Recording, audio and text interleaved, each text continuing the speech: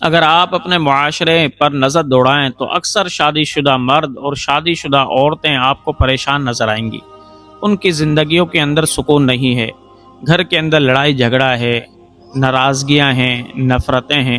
تو ان لڑائی جھگڑوں کو، ان نفرتوں کو، ان پریشانیوں کو ختم کرنے کا طریقہ کیا ہے کہ نفرت محبت میں بدل جائے، لڑائی جھگڑا صلح کے اندر بدل جائے، حسد بغض کینہ ختم ہو جائے، دل کے اندر محبت آ جائے۔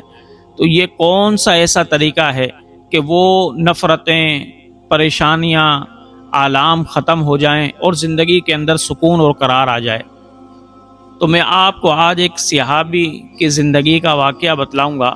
اگر آپ نے اس صحابی کی زندگی کو اپنا لیا تو آپ کی زندگی کے اندر سے بھی پریشانیاں، رنجشیں، درد و آلام، لڑائی جھگڑا، نفرتیں ختم ہو جائیں گی، اور اس کی جگہ پر آپ کی زندگی میں سکون بھی آ جائے گا اور زندگی کے اندر محبت بھی آ جائے گی۔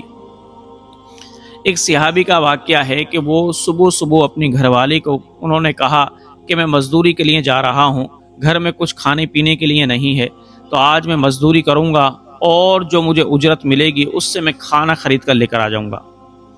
بیوی نے اس کو ہنسی خوشی رخصت کیا۔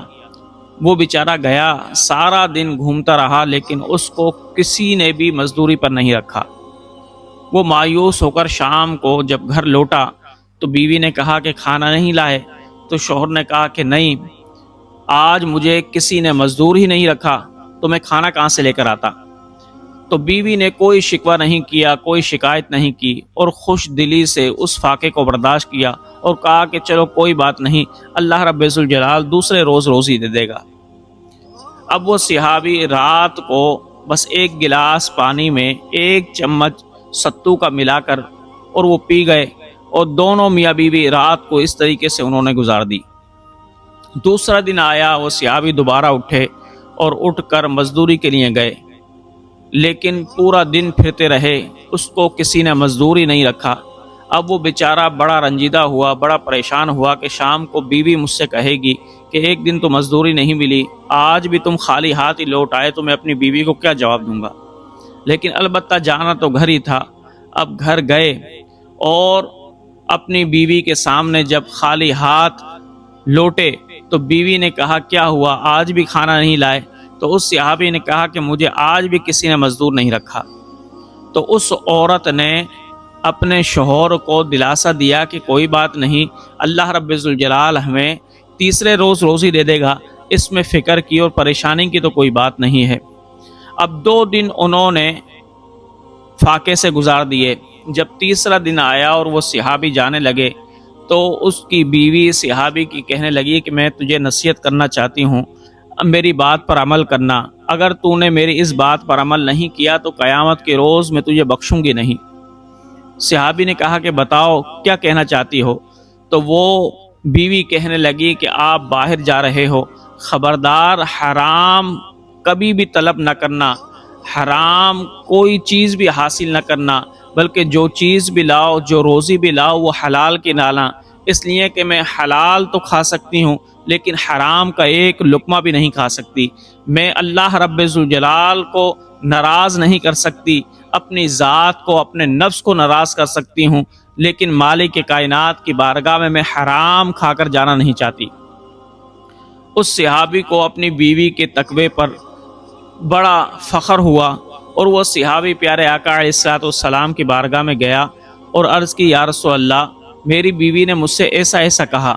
جب پیارے آقا نے اس بیوی کا یہ تقوی دیکھا اور خدا خوفی دیکھی تو پیارے آقا علیہ الصلوۃ والسلام نے اس صحابی کو کہا کہ تیری بیوی کو میری طرف سے خوشخبری دے دینا کہ تم نے جو تقوی اختیار کیا ہے، اللہ رب ذوالجلال کا خوف رکھا ہے اور حلال سے اتنی محبت رکھی ہے اور حرام سے اتنی نفرت رکھی ہے، مالک کائنات نے تیرے تقوی کو دیکھ کر تیرے لیے جنت میں ایک محل بنا دیا ہے۔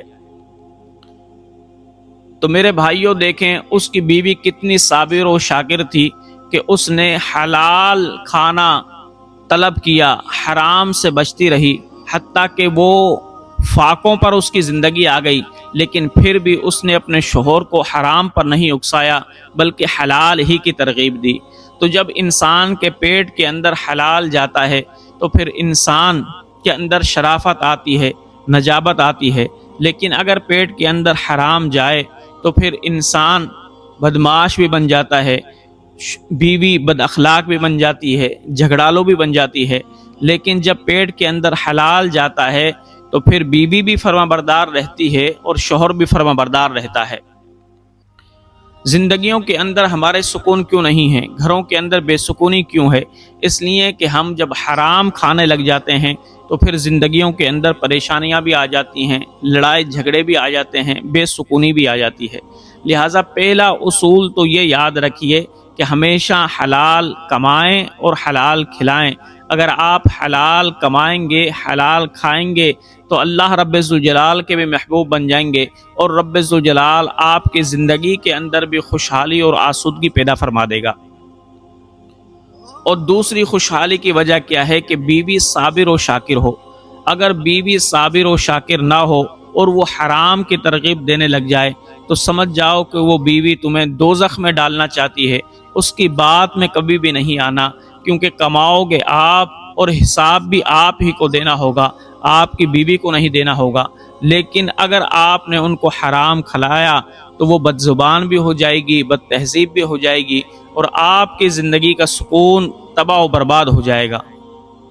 لہٰذا ہمیشہ حلال کمائیں اور حلال کھلائیں تاکہ اللہ اور اس کے رسول کی رضا بھی حاصل ہو جائے، آپ کا ضمیر بھی مطمئن رہے اور آپ کی زندگی کے اندر خوشحالی بھی آ جائے۔